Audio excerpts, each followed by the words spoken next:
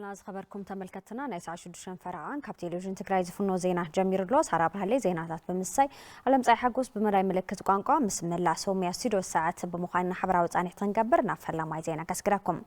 ስድራ ስዋት እግሪ ከተኽሉ ምግባር ትኩረት ተባሂቦ ክስራሕ ከም ዝግባ ስድራ ስዋት ወረዳ ታሕታይ አዲያቦ ተወለድቲ ብሄረሰብ ኩናማያም ገሊጾም ዘሎም ተጠቃምነት ስድራ ስዋት ነመረጋጋጽ ምድላዋት ወጊና ለኹ ዝበለ ድማ መምሕዳር ወረዳ ታሕታይ አዲያቦ ዝጻብጻብ ሸዊት ሙላለ መሰናዳትና አላ ወይዘሮ ታሪክ ተወልደን አይተ ተስፋይ ሙሳን ተወለቲ ብሄረሰብ ኩናማ ወረዳ ታሕታይ አዲያቦ ጣብያ ለምለም እንትኾኑ ኣብቲ ጣብያን ስድራ ስዋት ዝግበር ሓገዝ ከም ዘየለ ይገልጹ ቆልዓ ሰውኢኻ ሰውኢኻ ሰውኢኻ ተሰውኦም ምን ተሓገርና ኢሎም ተሰውኦም እሕዋትና ኮፊልና ኣይንሕርድን ኢሎም ከይዶም ተሰውኦም ዘሎም ደቅና ንዖም ዝዘክር መንግስቲ ኣይረሃብና ተፈለማ ሁሉ መርዲም ነገርና 10 ሄዲ ገለ ይቦምና بدحري كل حتى أمنت له أيبلونا بزور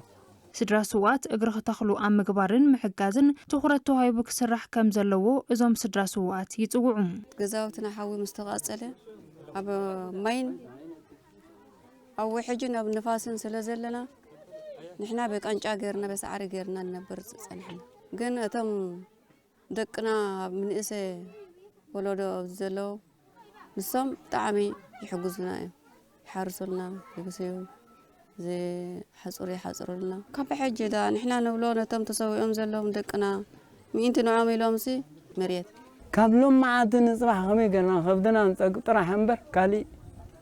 حنا نايوتوت ناي قالي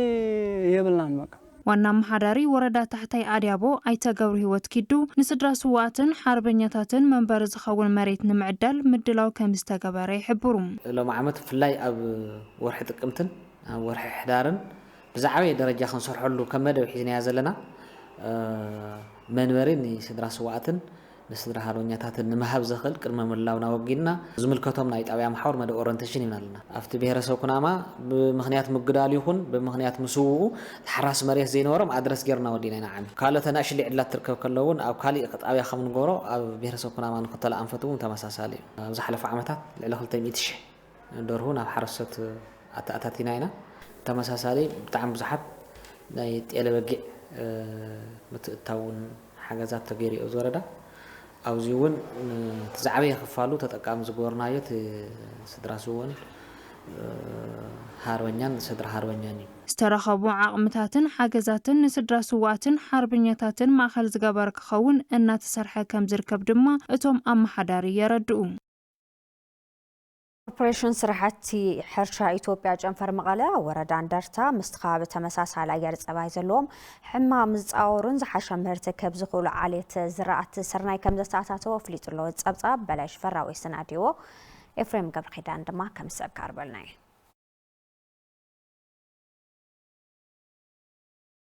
ኮርፖሬሽን ስራሕቲ ሕርሻ ኢትዮጵያ ጨንፈር መቀለ ኣብ ወረዳ ሰብ ዓንደርታ ሕማም ብምጽዋር ዝሓሸ ምህርቲ ክህቡ ዝኽእሉ ኣባይ ዳርሳ ዳካ ዝተባሃሉ ዓይነታት ስርናይ ከም ዘተኣታተወን ውጽኢታዊ ከም ዝኾነን ተገሊጹ ቅድሚ ሕዚ ዝጥቀምዎም ዝነበሩ ዓሌታት ስርናይ ብሰንኪ ሕማምን ሕጽረትን ማይ ምህርቶም ከይስስን ዕንቅፋት ኮይንዎም ከም ዝጸንሐ ኮርፖሬሽን ስራሕቲ ሕርሻ ኢትዮጵያ ኣተኣታቲዎ ብዘሎ ዝራእቲ ንቐጻሊ ተጠቂሞም ምህርቶም ንምድፋዕ ከም ዝጽዕሩ ሓረስቶት ይዛረቡ ኣብ ርእሰን ኩለን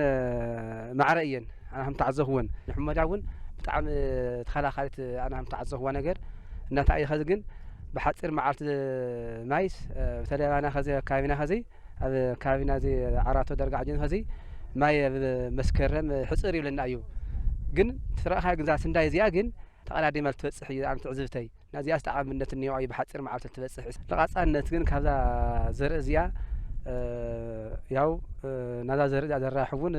ደፊኡ ተለምጸናሞ ዚኣተ ንጠልባ ኩሉ ገበርና ዚኣ ሰልጥቀም ዳካ ዱርሳ አባይ ምስቶምና ቅድም ሕዝነና ተለና ሕዚ ሓደ ካብ ሕሞድያ ነጻ እዮም ደለው ዞምና ቅድም ሕዚ ሕሞድያ ይጥቆዮም ነይሮም ማለት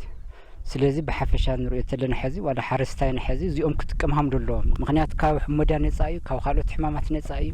مفراينت له بتعم إلوسق سامبل وسدنا أنا جن كفتمنا حلف لحش أيو تور إلى اللي مالتي. كوربوريشن سرحت حرشة إثيوبيا جنفر مقالة ሕርሻ ትግራይ ንምዝማን ዝተፈላለዩ ስራሕቲ ኣብ ምውጋን ከም ዝርከቡን ብፍላይ ድማ ኣብ ሓውሲ ቆላን ተደረቕቲ ከባቢታትን ሕማም ብምጽዋር ዝሓሸ ምህርቲ ክህቡ ዝኽእሉ ዓይነታት ምሩጻታት ዝርእቲ ኣብ ሓረስቶት ንምግፋሕ ይሰርሑ ከም ዘለዉ ኣብቲ ትካል ክኢላ ምብዛሕ ዘርኢ ኣይተጸጋይ ተኽሉ የረድኡ። ሕማም ናይ ምጥቃዕ እቶት ናይ ምቕናስ ናይ ምትሕዋስ ኩነታት እናጋጠመ ስለ ዝኸደ መምፂናዮም ዝኒሄና ዝረኣቲ ድማ ሙዝናይ ከባቢ ኣግሮ ኢኮሎጂ ወይ ከዓ ስነ ምህዳር ተዋዲዶም ክኸዱ ዝኽእሉን ብሕማም ተጻዋርነት ይኹን ብእቶት ይኹን ዝሕሸ ምህርቲ ክህቡ ዝኽእሉን ምዃኖም ነቶም ገባራት ኣብ ቀጻሊ ምብዛሕና ንገብሮ ብ2018 19 ምህርቲ ዘመን እዚኦም ንምትእትታው ያው ምስቶም ገባራት ምርድዳእ በፂና ኣለና ማለት እዩ። ስለዚ ገባር ድማ ነዙይ ተዳልዩ እዞም እዚኦም ዘርእዩ ዝሕሸ ምህርቲ ረኺቡ ኢሉ እውን ንሰባዚሑ ናብ ካሊእ ዘይበፅሐ ገባር ንኸባፅሕ ያው ምርድዳእ በፂና ኣለና። እቶም ዓይነታት ዘራእቲ ውፅኢታውያን ብምዃኖም ኣብ ምድንፋዕ ምህርቲ ዝለዓለ ኣበርክቶ ከም ዘለዎም ዝገለጹ ድማ መራሒ ጉጅለ ልምዓት ዝራእቲ ምብዛሕ ዘርእን ቢሮ ሕርሻ ሃፍቲ ተፈጥሮ ትግራይ ኣይተሃይሉ ኣባዮም ዱርሳ ኣባይ ዳካ ኩሎም ኣብ ጽቡቕ ኩነታት እዮም ዘለዉ ድማ ሓረስታይ ንዝቕፅል ዘሎ ዓመታት ዘርኢ ዝሓሾ ዝመርፀሉ ኩነታት ስለ ዝኾነ እዚ ጽቡቕ ስለዚቶም ናይ ኢትዮጵያ ግብርና ስራሕቲ ኮርፖሬሽን እዚ ስለ ዝተረድኡ ዘርኢ ሂቦም እዚ ገይሮም ኣለዉ ብጣዕሚ ደስ ዝብል ነገር እዩ። ስለዚ ሓረስታይ እውን ያው በዚ መስሎ መሰረት ኩለን እናይ ባዕለን ሂቡ መሪፁ ኣሎ ቀደም ፀሓመ ናፍሚጠም ኣለዉ ኩለን ግን ኣገደስቲ እየን። ሕማም ምፅዋር ኣሎ ምዝንጋዕ ኣሎ ሕማም ዘይምፅዋር ኣሎ ምዝንጋዕ ኣሎ ንዚ ኩሎም ይጠቕሙና እዮም። ኣብ ከባቢታት ወረዳ ላዕላይ ማይጨው ዝርከቡ ሓይልታት ጸጥታ ዝራእቲ ወቕቱ ብዝሓለወ ዝናብ ከይባላሾ ኣብ ጣብያ ደብረ ብርሃን ዝርከቡ 14 ስድራ ስዋኣት ወፍሪ ዓፂዶም ኣካይዶም ዘሎም ሓገዝ ወፍሪ ዓፂድ ዝተገበረሎም ስድራ ስዋኣት ብወገኖም ነቲ ሓገዝ ብምስጋን ንስድራ ስዋኣት ዝግበር ደገፍ ቀጻልነት ክልወዮም ተላብዮም እቶም ሓይልታት ጸጥታ ንስድራ ስዋኣትን ዓቕሚ ዘይብሎም ወገናትን ዝራእቶም ኣብ መካብ ብቐጻለ ጠናኺሮም ከም ዝቕጽልሉ ተዛሪቦም ኣተሓባሪ ዝራእቲ ጣብያ ደብረ ብርሃን ኣይተብርሃን ነጋ ሓይልታት ጸጥታ ትግራይ ኣብ ልዕሊ 7 ሄክታር መሬት ዝተዘርኡ ዝራእቲ ጣፍ ከም ዝዓጸዱ ድማ ሓቢሮም ኣለዉ። ሓበሬታ ንረክብን ወረዳ ላዕላይ ማይጨው ከም ዘመላኽቶም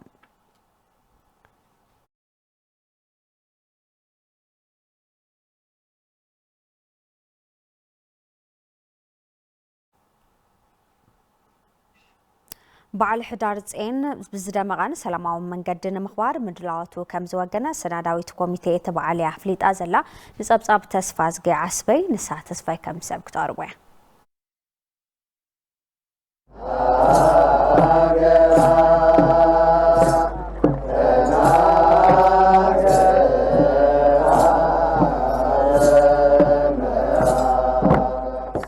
አካይድ ስራሕ ርእሰ አድባራት ወገዳማት ቤተክርስቲያን አክሱም ጽዮን ንቡር አድ ጎደፋ መርሃ ቤተክርስቲያን ግቡእ ሃይማኖታዊ ምድላዋታ ወጊና ምእመናት ጽበ ከም ዘላ ብምሕባር ናብታ መንበረ ጽዮን ቅድስት ያሬድ ነገስታትን ቅዱሳንን ዝኾነት ቅድስት ከተማ አክሱም መጽዮም እቲ በዓል ከኽብሩ ጻውዒት አቅሪቦም ከም ርእሰ አድባራት ወገዳማት አክሱም ጽዮን ቤተክርስቲያን ንዝመጽእ ህዝበ ክርስቲያን ብፍላይ ለብዘበን ሰንበት ስለዝውዓለ ኩሉ ክመጽእ እዩ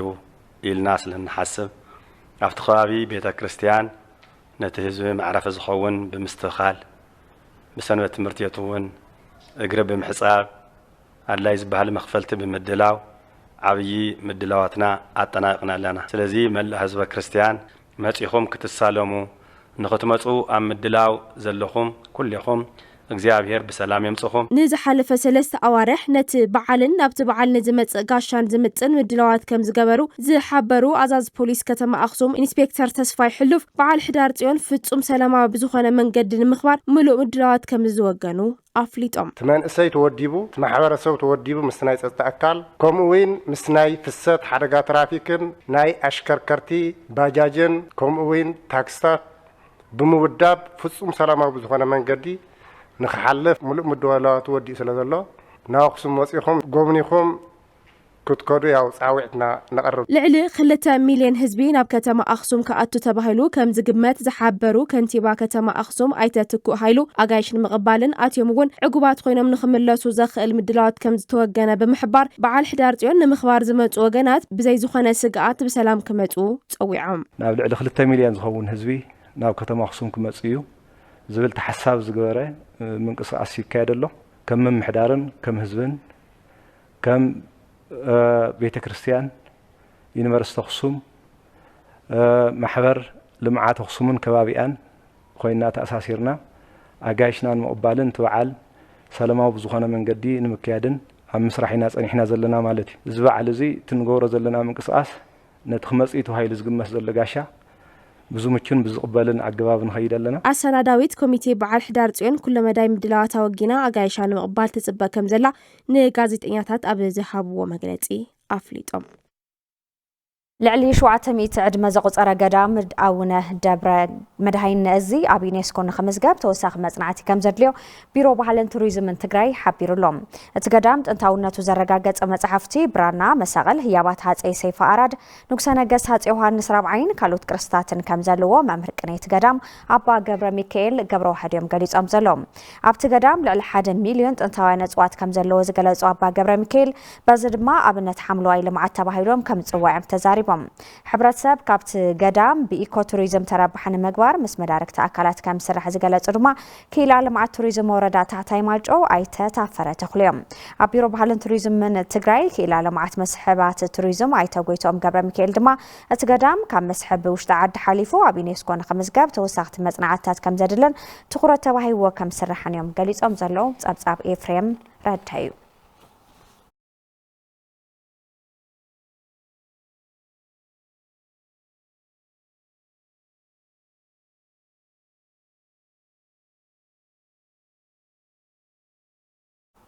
ከተማ መቐለ ምስ ዕድሚያን ዕቤታን ዝምጠን ጽሬትን ሓምሎትን ክትኸውን ከም ዘለዋ ተገሊጹ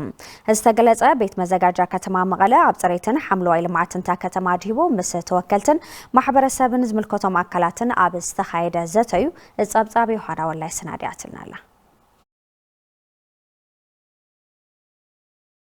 ቤት መዘጋጃ ከተማ መቐለ ኣብ ጽሬትን ሓምለዋይ ልምዓትን ከተማ መቐለ መልኪቱ ተወከልቲ ማሕበረሰብን ዝምልከቶም ኣካላትን ኣብ ዝተረኸቡሉ ህዝቢ ናይ ምልዓልን ምንቕቃሕን መድረኽ ኣሳሊጡ ነበርቲ ከተማ መቐለ ብሰንኪ ዘይምህላው ጉቡእ ተኣላልያ ጉሓፍን ረሳሕ ፈሳስን ነታ ከተማ ሕሚቑዋ ነቲ ማሕበረሰብ እውን ጠንቂ ጥዕና ኮይኑዎ ከም ዘሎ ገሊጾም ህዝቢ ጥራሕ ኮይኮነ ደርቢዋ እቲ ዞባን መዘጋጃ ቤትን የለን ጥዕና እውን የለን እዚኦም ሰለስቲኦም ተዝህሉ ነይሮም ኣብቲ ስራሕ ተሳቲፎም ነቲ ህዝቢ ቀስቂሶም ነቲ ቦታ ዘይሮም ሪኦም ተሰርሐ ተሰርሐ ንምንታይ ዘይተሰርሐ ክስራሕ ዝግብኦ ምን ተሪፉ ነቲ ዝምልከቶ ኣካል ተዝሕዙ ነይሮም ከተማ መቐለ ውብ ኮይና ከም ዝነበረቶ መቐጠለት ነይራ እቲ መቕፃዕቲ እውን ዝረብሕ መቕፃዕቲ ይኹን 80 ቅርሺ 100 ቅርሺ 150 ቅርሺ የዋፀኒ ሓደ ጭርት ጓሓፈ ጉሒፈ እንድሕር ኣብ ፅርግያ ደርቢ 150 ቅፃዕ የዋፀኒ መጓሓፍ ሰላም ክወጥ ነይረ ወላ ዓለይ ሰላም ክወጥ ነይረ ስለዚ ትርድ ዝበለ ስጉምቲ ክወሰድ ዘሎ ኣብ ሰሙን 200 ትመፀኩም እያ ይልባል ከም ሕብረተሰብ ኣብ ሰሙን 100 ትመጽ ህዝቢ ትጓሓፍ ትእኮ ረስሕኡ ደረቐኡ ማይኡ ኩሉ ይከብ ጭረት ተኣኪቡ ይቕኒ ይዕሱ ሕንሽኽ ብፍላይ እዚ ረሳሕ ፈሳሲ ኣብ ፀገም ኮይኑ እዚ ድማ ትኹረት ተዋሂብሉ ከም ከተማ መቐለ ክሰርሐሉ ከንቲባ ከተማ መቐለ ዶክተር ረዳኣ በርሀ ኣብ ከተማ መቐለ ዘሎ ጉድለት ጽሬት ንምቕራፍ ከተማ መቐለ ናፍቲ ቅድሚ ኩናት ዝነበረቶ ጽሬት ክትምለስ ንምግባርን ምምሕዳርታ ከተማ ቀንዲ ዕማሙ ገይሩ ከም ዝሰርሕ ኣፍሊጡ ቅድሚ ሕዚ ኣብ ትግራይ በፅሕናዮ ዝነበርና ንምምጻሕ ሪቨርስ ክንገብሮ ኣለና ዝሕዝ ዘለና ንዓና ተጋሩ ይምጥንን ንመቐለ ይምጥንን ዝብል ናይ ኩሉ ሓሳብ ምርዳእ ኮይኑ ስለ ዘሎ ስሙሳድ ይዘድል ኣካየድ ስራሕ ቤት መዘጋጃ ከተማ መቐለ ኣይተወረስ ገብረ ጻድቃን እቲ መድረኽ ኣብ ተኣላልያ ጉሓፍን ሓምለዋይነትን ዝወፁ ኣዋጃትን ደንብታትን ብዝግባእ ንምትግባር ዝዓለመ ከም ዝኾነ ገሊጾም ብፍላይ ድማ ካብ ላዕሊ እስካብ ታሕቲ ዘሎ መሓውር ብምውዳድ ብወፍሪ መልክዕ እውን ከም ዝስራሕ የረድኡ መንግስታዊ ትካላት ዘይመንግስታዊ ትካላት እዚአን ኩሉ ግዜ ዓርቢ ክፅሪ ኣሎ ናቲ ቀዳም ሰንበትን ተምሃሮ መንግስቲ ሰራሕተኛታት ኣትሊስ ናብ ዕረፍቲ ስለ ዝወፁ ኩሉ ግዜ ዓርቢ ስኬጁል ኮይኑ ዘይምቁራፅ ናይ ግንዛቤ ለውጢ መጽኡ ክቅፅል ኣለዎ እዩ ካልኣይቲ ብሎክ ማእከል ዝገበረት ናይ ሕብረተሰብ ናይ ወፍሪ ፅሬት ምልክት እያ እውን ኩሉ ግዜ ቀዳም بلوكو ما أخل غيره مقصرون مچوتيا يعني بلوك صريا يعني بلوك يصريتن أو زلنا يقطنا مرار حنكو قواصر طابه قواصر سلال حجز زي أخاب قدم جميرة يا توفرت أوجازل أورجع حوزين طابع فرويني بلمعات مسنو عب مفراي مهرت برجع استوافر مناسي تربحت يخونو خمزلو يمقليزم بيروح شان هفتو فترون تقراي استمكرون عب كالوت كابتا تقراي نمنقفا يسرح كمزلو يقليز زلو تصاب ويانتا بزنو يسناديو شويت ملالم كتاربالنا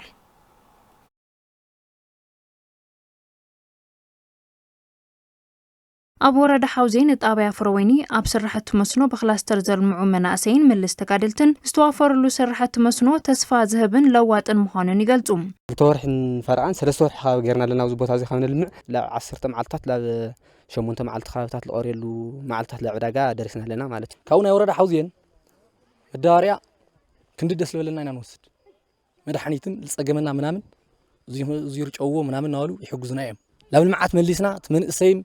كله زي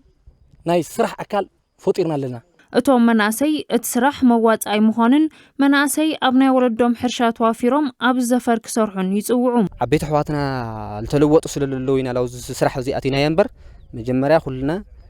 من سرح زي ينفلت أنيرنا وتصيتو قنجي وما علتو هذا أبناء توقتي الحبركة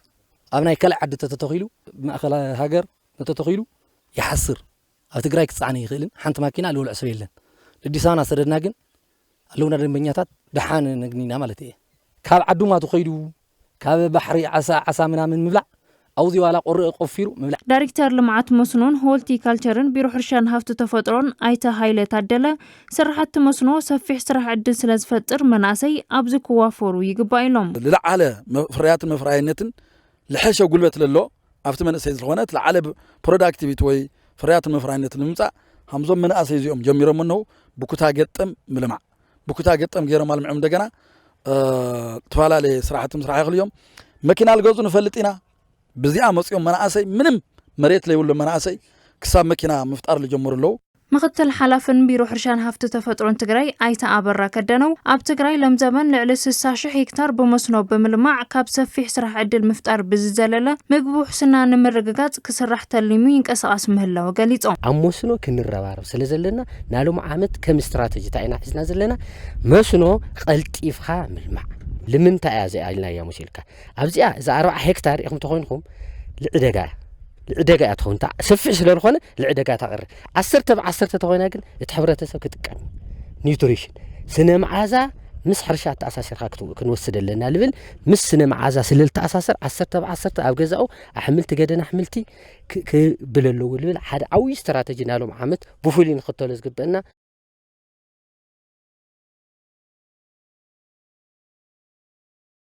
بانك داشن بمتغبري سوبر ابابيلو داشن عدل استسيما كبر حدميتي كساب بواي ديزاينتا ميكنا زشلمو باكيجات علاو كم زغبر فليتو صابصاب مراب تسفاي سناديو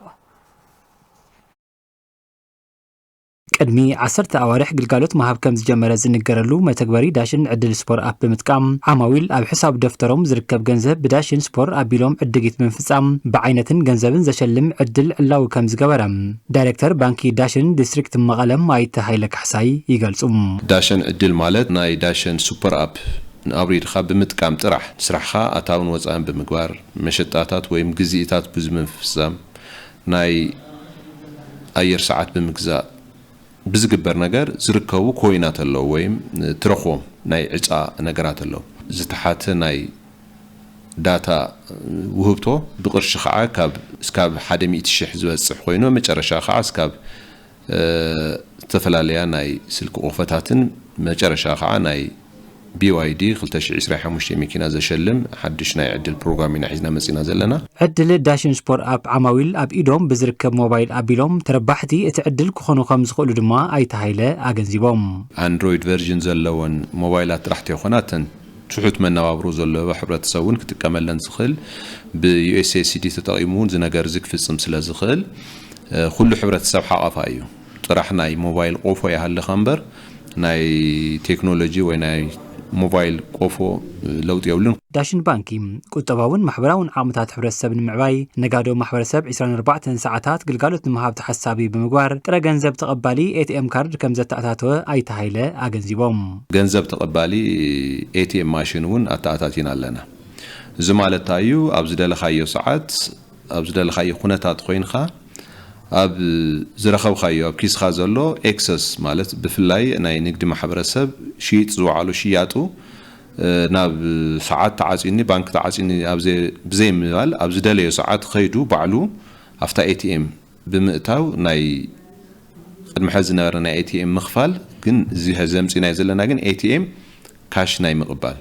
ኤቲኤም ሪሳይክለር ማሽን ዝበሃላ ኣተኣታቲና ኣለና ከይዲ ኣተጋብራ ዕድል ዳሽን ስፖር ኣፕን ገንዘብ ተቐባሊ ኤቲኤም ካርድን ድማ ሰራሕተኛታት እቲ ትካል ይገልጹ ናይ ዳሽን ባንክ ሱፐር ኣፕ ተጠቀምቲ ዝኾኑ ደንበኛታትና ተኣፕ እሱ ክጥቀሙ ከለዉ ኣብ ሚኒ ኣፕ ዝብል ካታጎሪ ኣቶም ዳሽን ዕድል ዝብል ኣሎ ትዕድል እሱ ክጫወቱ ዝፈቅድ ሚኒ ኣፕ ኣብቲ ኣፕሊኬሽን ኣቕሚጥና ኣለና ብኡ መሰረት ናይ ትዕድል ተጠቀምትን ተሳተፍትን ክኾኑ ይኽእሉ እዮም ማለት نار عقاري أو زي أخفت لي كفت لي ولا ما أدري بس كفت لي هم زي أجرب زي أدوم بيلي إذا قمتها كاو كلوز إنتري بلازيا يا عصا ودي له همش تشحيته كله تقبيله ولا بدري ودي ولا هذا سيء صعب كارديوني أبورو ባንኪ ዳሽን ኣብ ትግራይ ኣብ ልዕሊ 44 ጨንፈራት ንልዕሊ 500 ሰራሕተኛታት ዕድል ስራሕ ከም ዝፈጠረ ድማ ንምፍላጥ ተኻኢሉ ኣብ ትግራይ ልዕሊ 1 ሚልዮን ህዝቢ ዝተጨፍጨፈሉን ጥሜት ከም መሳርሒ ኩናት ዝተፈጸመሉን ወፍሪ ጆኖሳይድ ኣሜሪካ ብስሙ ክጽውዖ ከም ዝግባእ ነበር ሴናተር ሪፐብሊካን ሮበርት ዊልኪ ኣተሓሳሲቦም ሓይልታት ጆኖሳይድ ማህፀን ተጋሩ ዳግም ከይወለድን ታሪክ ቅርሲ ህዝቢ ትግራይ ክጠፍእን ብትልሚ ከም ዝመርሕዎ ዝጠቐሱ ሮበርት ዊልኪ ከም ተራ ጎንፂ ጌርካ ዝዝረብ ሓተታ ክተርፍ ከም ዝግባእ እዮም ድማ ጻውዒቶም ኣቕሪቦም ዘሎ ንጸብጻብ ገብረ እግዚአብሔር ኃይሉ ዛይር ተስፋይ ክተርቦ Gray womb should never give birth. That statement is genocide. መንግስቲ ኢትዮጵያን መሻርክቱን ኣብ ልዕሊ ትግራይ ዘካየድዎ ናይ 2 ዓመት ወፍሪ ጄኖሳይድ ኣሜሪካ ብስሙ ክትጽውዖ ከም ዝግባእ ነበር ሰር ሪፐብሊካን ሮበርት ዊልኪ ጻውዒ ተቕሪቦም ክብል ዋሽንግተን ታይምስ ጸብጺቦም ኣብ ትግራይ ተፈጸመ ገበን ጄኖሳይድ ብመንግስቲ ኢትዮጵያ ዝተዋደደን ንሓደ ባህልን ታሪኽን ዘለዎ ህዝቢ ትግራይ ካብ ገጸ ምድሪ ንምጥፋእ ምዃኑ ዘፍለጡ ሮበርት ዊልኪ ነቲ ገበን ብስሙ ምጽዋዕ ሓላፍነት መንግስቲ ኣሜሪካ ክኸውን ከም ዝግባእ ኣፍሊጦም ህዝቢ ትግራይ ንምጥፋእ ዝተዋደደ ወፍሪ ሞራላዊ ዕንወት ጥራይ ኣይኮነን ስትራቴጂካዊ ሓድግታት እቲ ህዝቢ መሊኻ ንምጥፋእ እዩ ተፈጺሙ ዝበሉ እቶም ነበር ገበን ጄኖሳይድ ብስም ዘይሸራውነት ክሕለፍ ኣይግባእን ኢሎም መንግስቲ ኣሜሪካ ብቕልጡፍ ወሳናይ ስጉምቲ ክወስድ ይግባእ መጀመርያ ግን ኣብ ትግራይ ዝተፈጸመ ጄኖሳይድ ኣፍልጦ ክህብሎ ብምባል እውን ርእይቶኦም ኣቐሚጦም ጄኖሳይድ ትግራይ ብስሙ ክጽዋዕ ምግባር ብኩናት ሕድሕድ ኣቕሊሎም ንዝገልጹ ኣካላት እቲ ነባራዊ ሓቅን ክቕበሉ ሓጋዛይ ምዃኑ ዝገለጹ ሮበርት ዊልኪ እቲ ቃል ማሕበረሰብ ዓለም ብዛዕባ ተሓታትነት ኣጀንዳ ክገብር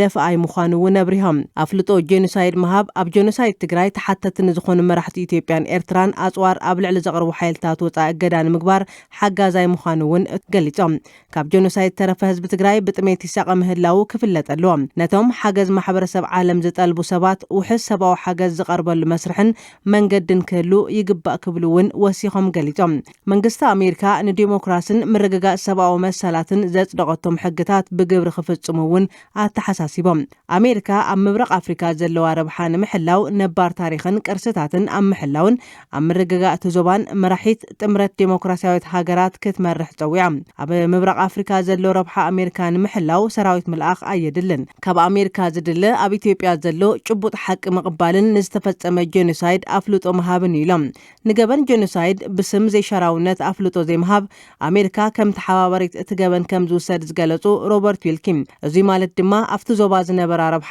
ኣሕሊፋ ከም ዝሃበት ክፍለጥ ይግባእ ኢሎም ኣሜሪካ ንጄኖሳይድ ትግራይ ኣፍልጦ ዘይመሃባ ሞራላዊ ውድቀት ካብ ምዃኑ ብተወሳኺ ጄኖሳይድ ክቕጽል ከም ምፍቃድ ይውሰድ ዝበሉ ናይ ዝውፅኢት ድማ ዞባዊ ዘይምርግጋእ ክዓሙቕ ቅልውላው ስደተኛታት ክውስኽን ኣብቲ ዞባ ኢዳታውነት ቻይናን ኢራንን ክሰፍሕን በሪ ዝኸፍት ከም ዝኾነ እውን ገሊጾም ክብል ዋሽንግተን ታይምስ ጸብጺቦም ህዝቢ ትግራይ ሓገዝ ሰራዊት ኣሜሪካ ኣይሓተተን ውሳነ ኣሜሪካ ግን ይጽበ ምህላው ዘምርሁ ኣብ ዓለምና ካብ ዘለው ጥንታውያን ክርስቲያናዊ ስልጣነታትን ምልክት ናጽነትን ዝኾነ ህዝቢ ቅድሚ ምጥፍኡ ውሳነ ኣሜሪካ ኣገዳሲ ምዃኑ ኣረጋጊጦም። ሮበርት ዊልስ ኣብ ቀዳማይ ዙር መሪሕነት ዶናልድ ትራምፕ 10 ጸሓፊ ሓርበኛታትን ምክትል ሓይሊ ሰብ ምክልኻልን ድልውነትን ሰራዊት ኣሜሪካ ኮይኖም ከም ዘገልገሉ ጸብጻብ ዋሽንግተን ታይምስ ኣዘኻኺሩ። The Trump-Vance administration should impose targeted sanctions on Ethiopian, Eritrean and foreign officials responsible for the atrocities and on those supplying the weapons. ካብ ቴሌቪዥን ትግራይ ናይ ዕለት ሐሙስ ዜና ሰዓት 6 ፈርቃን ንቀጻላይ ዝርከብ ዝኸበርኩም ተመልከትና ሕዚ ድማ ጻብጻባት ውሽጣ ዓድን ወጻእን ስፖርት ዘቕርበልና ዮሐንስ ሸብሪ ናብ ሐሙስ ይከስከረኩም።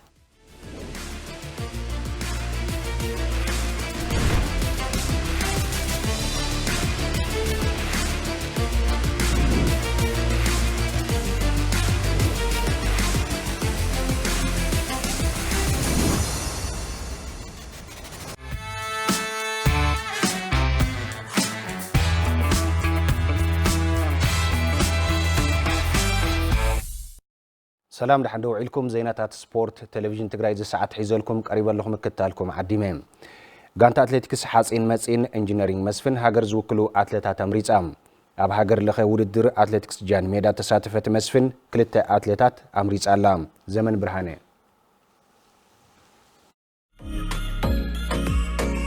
أما بلر بعد سلسن ودر قيا برخا جان ميدا تساتفو أتلتات حاسين مسين انجينيرينج مسفن بلتو آلمايو سمور بلاين أبا هايلاين تودر أزيو فتانا نحن نحتمل أن منبارو يقلصم كاب نتقرأي كلل مسفن يو وانجو مكرنهم مالتي خذ خلتلا أودات وكله قاريومنا عنهم اللي تخلو أتلتي وكلا خلو أتي ونيرو بتعمي لسوال نيرو بتناتنا أننا بناي مسفن ناسر انجينيرينج سبورتي ما بدي حشبك احنا وينا او سبورتس صبو فكر ينارنا ونجي من ميلي دسالي صبقينا مستم سميات أتليتات تودادرهم ستنحنحو اتوم أتليتات كابتو ودر زحشلم دي بموساد قصالي ابز كايدو ودرات بروس وصيت مزغاب كمسرحو يزاربوم ودر مالت كفتت خحيتها مع تلقات علي ايني كفتتي ايني دخامي الخا ودر تبوزحو كفتت خاتم عراري خا مالتيو مستي ملعقم انه تي اتليت كل علا خدنا اتليتي رئخه كاو تمرت بزعو صبو تمرت يا خاتوسي مو هاومناتو مخدمو كاب مسفن دوصني بزحاتي الليتات ني ومناتو مخان أتريليتي أرخا خذ وتعتي.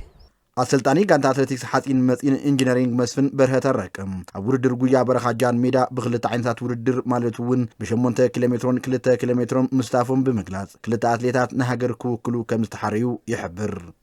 خلتا كاتاغورينا تسايت ودادينا نيرنا. أو كلتي كاتاغوري almost سكعتي لاست البحال. بتعامل خبير ودري برقت على ما كيف أقرأ قراءة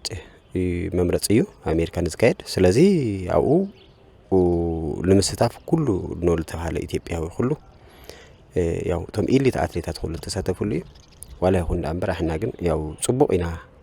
قوينا صبوء تيتنا مزجنا أوردر قويا برخا جان ميدا بلوتوس إذا مزجو أتليتات أبزمت ورحت الري نمبر 24 جيزي أب أمريكا فلوريدا أبز كاد وردر نهجرهم وكيلهم كساتف يوم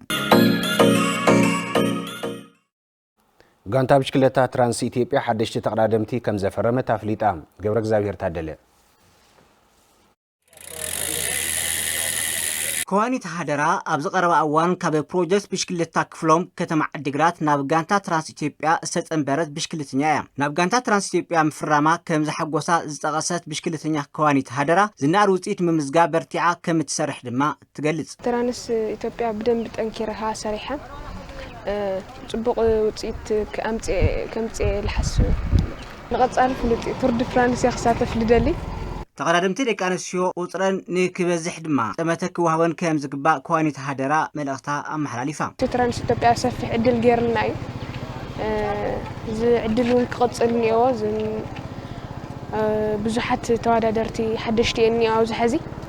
ካብኡ ለለ ክቕፅል እኒአዎ ኢለ ይሓስብ እዚ ደቂ ኣንስትዮ ምርትዕ ልግበር ማለት እዩ ኣቤል በላይ እውን ኣባል ጋንታ ማውንቴን ብሽክልታ ራይት ማይ ዓዲግራት ዝነበረ ኮይኑ ቅድሚ 4 ወርሒ ናብ ጋንታ ትራንስ ኢትዮጵያ ከም ዝፈረመ ይሕብር ኣብ ዘመነ ውድድር 2018 ዓመተ ምህረት ብሉፅ ውፅኢት ንምምዝጋብ ይዳሎ ምህላውን እቲ ብሽክልተኛ ይዛረብ ማውንቴን ነሮ ውፅኢት ሓሪፍ ምንም የብሊ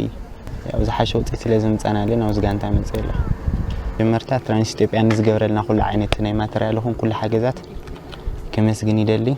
كعلمنا تخوينه تاري بوغاتشر كاوز عد تخوينه كعمن أمان إلتول مدن أسلطاني غانتا بشكلتا دق يانستيو ترانس إثيوبيا هايل ميكيل فريون أسلطان غانتا بشكلتا دق توعاتيو تتكال محاري دورن تكالوم نحدث تورادرتي عدلي كم زلو يغنزوم بهمت دق توعاتي رخاي موزعتيهم كاب ماونتين تململيو أو دق انستيومون همو هذا سلسته لهنا قولو كاب ماونتين نمزينا لنا اناتي بودن بحدشتي تتكاتينا لا تكانا ينخللنا غازل توسنا قولعونا في اماني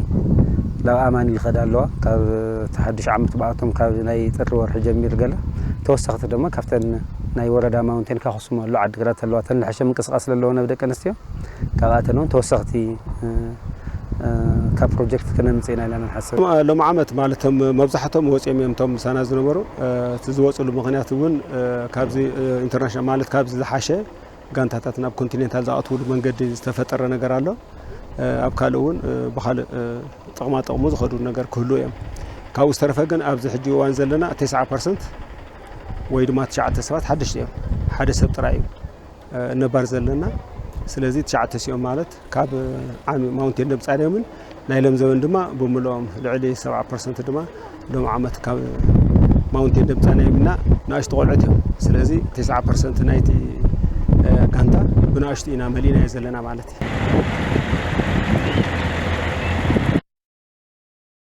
ናብ ዘይናታት ዋንጫ ኢትዮጵያ ሰጊርና ካልኣይ ዙር ግጥማት ዋንጫ ኢትዮጵያ ሎሚ ይካየዳሎም ኣብ ሰለስተ ከተማታት ማለት ሐዋሳ አዲስ አበባን ጅማን ዝካየድ ዘሎ ጸወታ ዋንጫ ኢትዮጵያ ምድረገነት ሽረ ምስ መቻል መቐለ 70 እንደርታ ምስ ፋሲል ተጻዊተን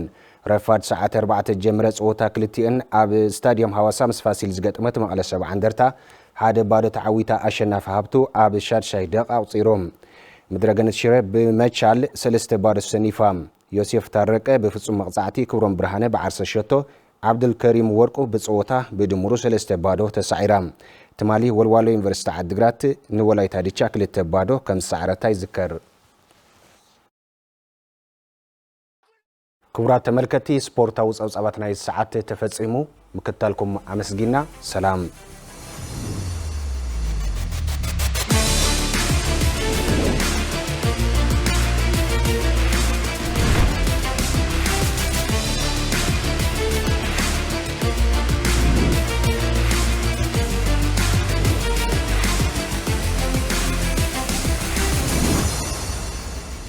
خبركم تملكتنا صبصبات سبورتن زرزر حبريتاتن زكاتته زينا ساعه 6 فرقانا بستزازم له سلام كتالكم مسكينا سرابه لي زيناتات بمراب على مصحاغوس مسملا سوم يستيرو بمخان حبراو صانيت نيرنا سلام كتالكم مسكينا سنه غزي